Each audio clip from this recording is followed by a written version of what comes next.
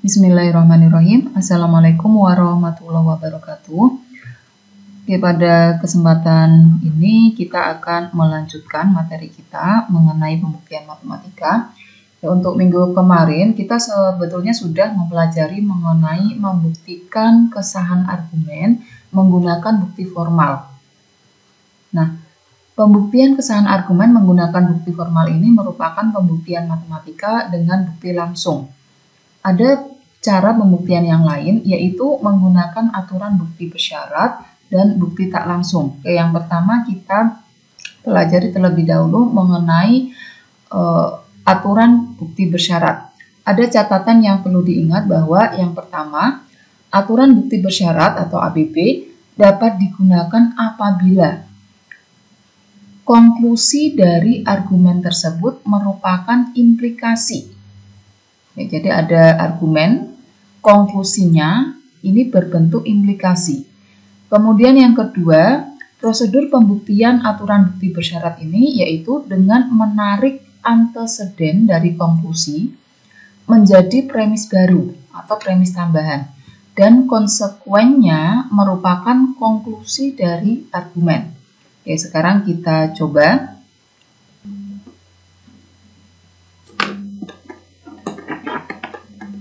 Oke, misalkan diminta buktikan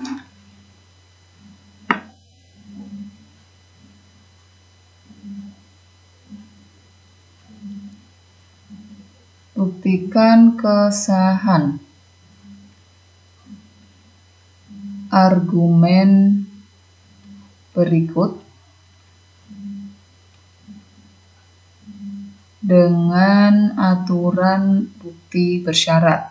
Ya, misalkan premis pertama adalah jika A atau B maka C dan D. Kemudian premis kedua, jika D atau E maka F. Konklusinya jika A maka F. Oke, bisa diperhatikan bahwa konklusi dari argumen ini berbentuk implikasi, yaitu jika A maka F.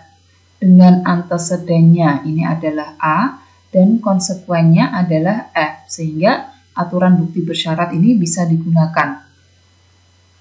Oke, sekarang kita lanjutkan ke pembuktiannya.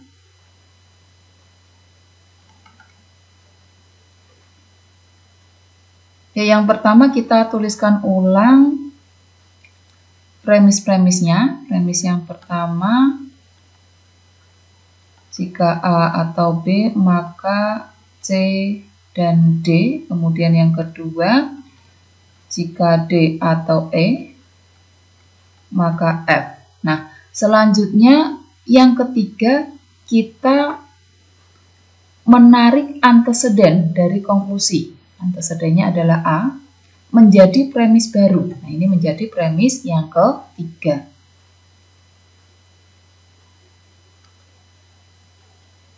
Kemudian konsekuennya tadi adalah F menjadi konklusi dari argumen. Ya, jadi asumsinya nanti F ini sebagai konklusi yang baru. Oke, ini asumsi.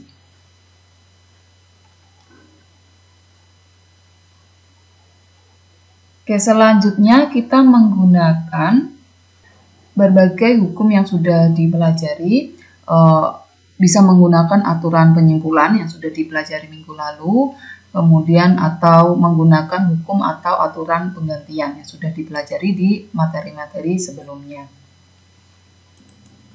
Oke, selanjutnya dalam pengerjaannya nanti ada kemungkinan, sangat dimungkinkan Anda memiliki langkah yang berbeda. Ini hanya merupakan salah satu contoh pembuktian saja. Silakan yang memiliki ide lain bisa di-share, bisa didiskusikan dengan teman-temannya.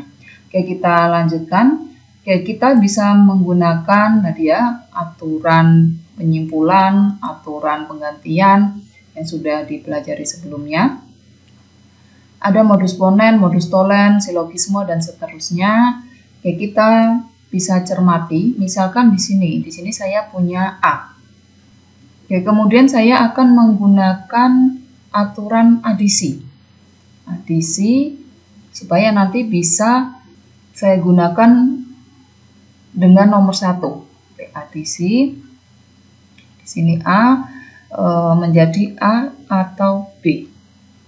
Ini menggunakan adisi.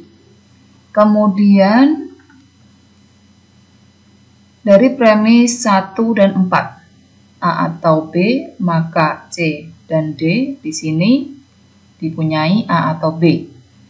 Oke, bisa menggunakan modus ponen. Ya. Dibayangkan di sini jika P maka Q, di sini P, maka kesimpulannya adalah Q. Q-nya adalah bagian ini. Sehingga di sini bisa kita tuliskan C dan D. Ini menggunakan 1 dan 4 menggunakan modus ponen. Oke, tadi adisi 3 ya, 3 adisi. Oke, selanjutnya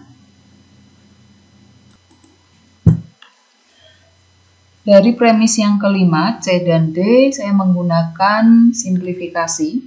Ya, simplifikasi bunyinya P dan Q, kesimpulannya P. Nah, di sini dipunyai yang kelima C dan D. Nah, C dan D tentunya bisa kita balik, kita ubah D dan C, sehingga C dan D ini bisa kita simpulkan menjadi D. Nah, ini 5 menggunakan simplifikasi. Oke, selanjutnya yang ketujuh dari D ini saya menggunakan adisi lagi, arahnya nanti ke nomor 2 ya. Oke. D atau E. Oke, bagian 6 ini menggunakan adisi. Nah, selanjutnya yang ke-8, sambil dilihat yang kedua, jika D atau E maka F. Di sini kita punyai D atau E yang ke-7, sehingga bisa kita simpulkan menjadi F.